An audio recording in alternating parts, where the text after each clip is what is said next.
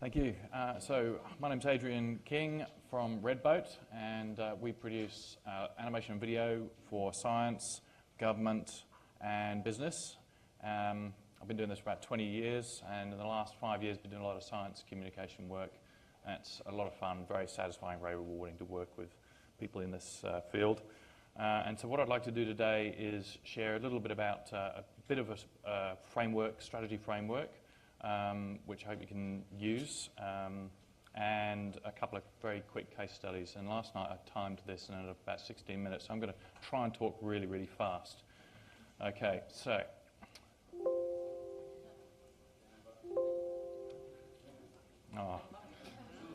sorry, this is like, yeah, super tech. Oh, it's right and left, is it? No, it's the bottom one. Okay, so decisions.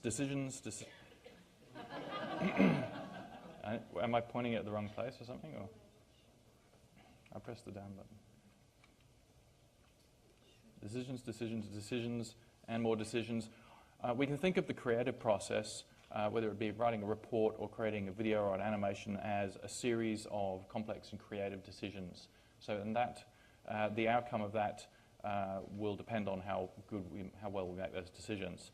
Delivered on time, on budget, to scope, stakeholders happy, the audience is informed and entertained, and we actually made a difference somewhere to the hearts and minds of people and hopefully their behaviour.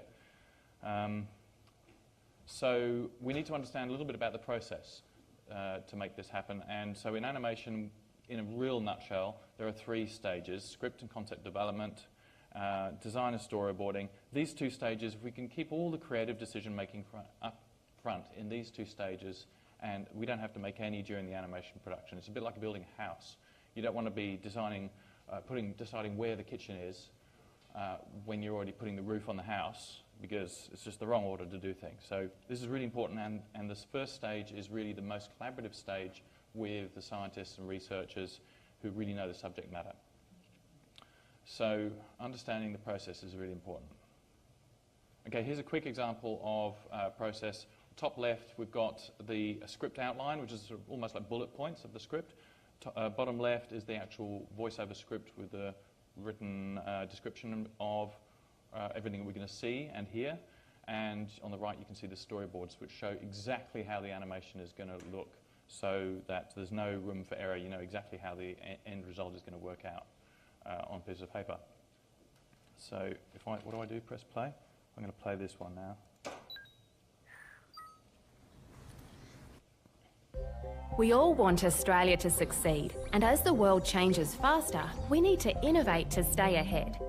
Scientific discovery and exploratory research have created many of our greatest economic and social milestones. We need to work together today to support the great discoveries of tomorrow. Imagine a world where all Australian research and development leads the way to solve global problems. A world free of disease, pollution and famine. A world of abundant and affordable energy, where people live longer, healthier, happier and more prosperous lives. Connect with Australia's brightest minds in science and technology. Tackle the challenges facing Australia. Solve it with science.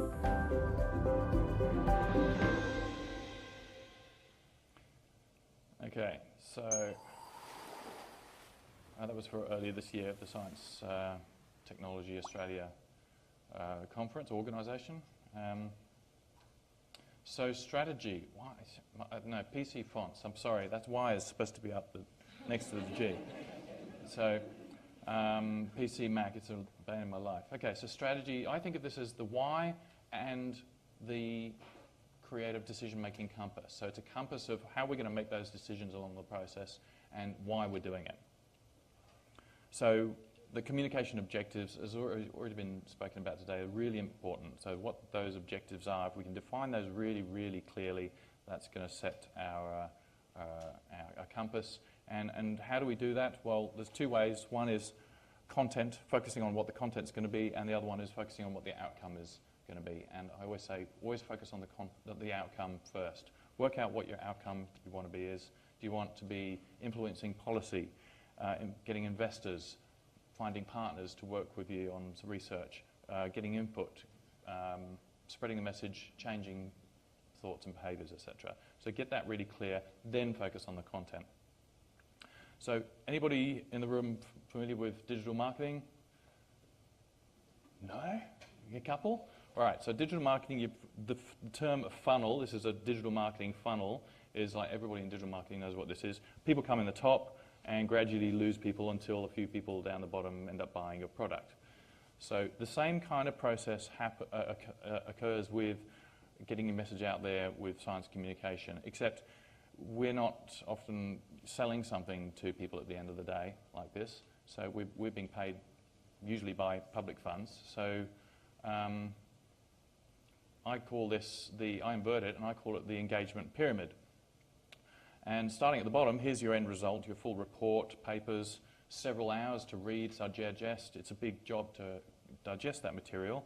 Maybe above that, you've got a summary report, which might take up to half an hour to fully digest, and then a fact sheet or something similar, a few minutes to digest. A website, a web page, you can probably browse around for a few minutes and get the gist of something.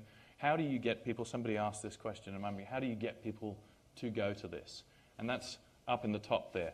Social media, press releases and so on. Animation is one of the best ways to get people's attention. You can have a 10-minute animated GIF floating around social media, getting shared, paid and organic, or a 60, 90-second animation like the one I just showed you, which will draw people in and it will drive people, give people a reason to dive deeper into the research that you've spent all this time creating. So you've got to give people a reason why to drive down this pyramid of engagement. Okay. Because at the end of the day, you want them to have an outcome, which we've spoken about. So quickly moving on to case studies. Australian National Outlook was done in the 2015. We did a series of animations for them. And it's a 48-page report. It was a paper attached, 25,000 words, 42 charts and tables and images and graphics, and very complex and very politically sensitive subject. And so I'm just going to play this one too. How am I going for time? 4.5 left. The choices we make today determine the future of Australia.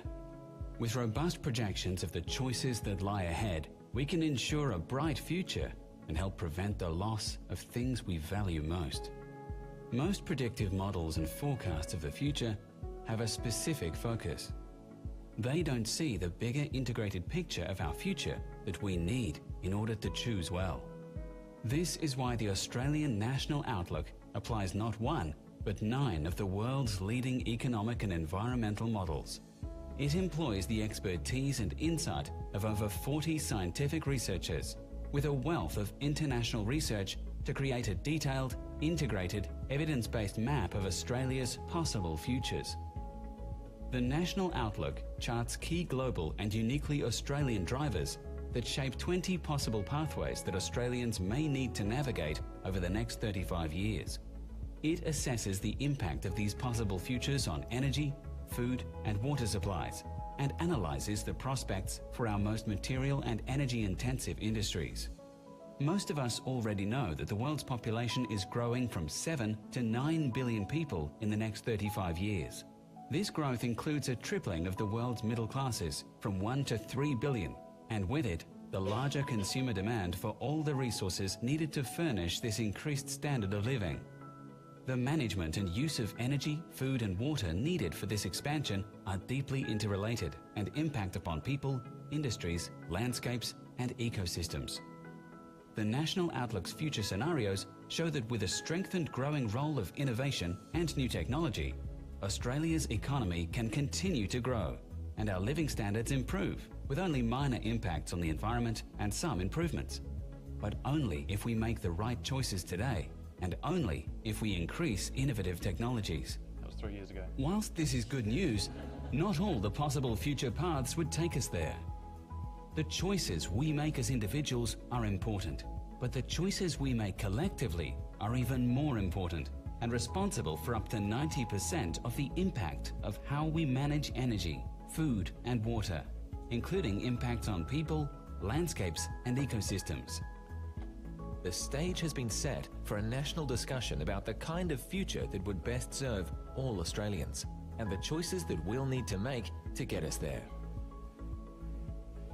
CSIRO's Australian National Outlook helps navigate the future so that we can enhance Australia's long-term prosperity.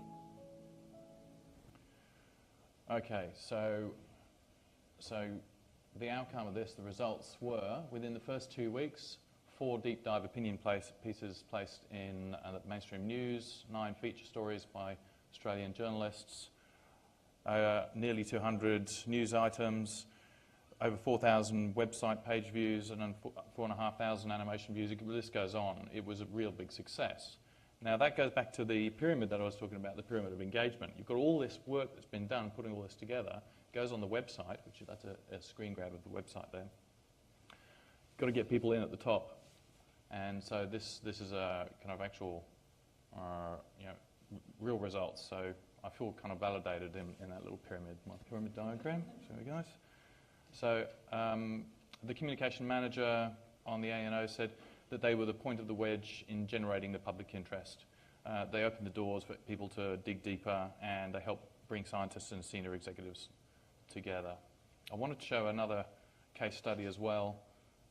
Not going to let me. So I won't show it, but I will just show. I'll just show the slides, but won't show the animation. You can see it on the website if you want. How do I do this? Bottom right? That one? Okay, so the Soil and Landscape Grid of Australia, telling the story of the soil data revolution, of this integration of the soil data revolution down to a resolution of, I think it was 90 by 90 metres squared. So a very complex technical subject. We did it with animation. It's about 3 minutes long, and I'm not going to show it. 6 weeks after launch, we had, it was picked up by Fairfax. So they actually went and uploaded the video into their own news websites and promoted it out through all of their mainstream news outlets. And we got feedback saying it was really great for engaging with the ministers. They used the animation to get the ministers on board, and because when the ministers wanted to find out more, this was how they did it. So it was really great for that point. That's the gist of it, really.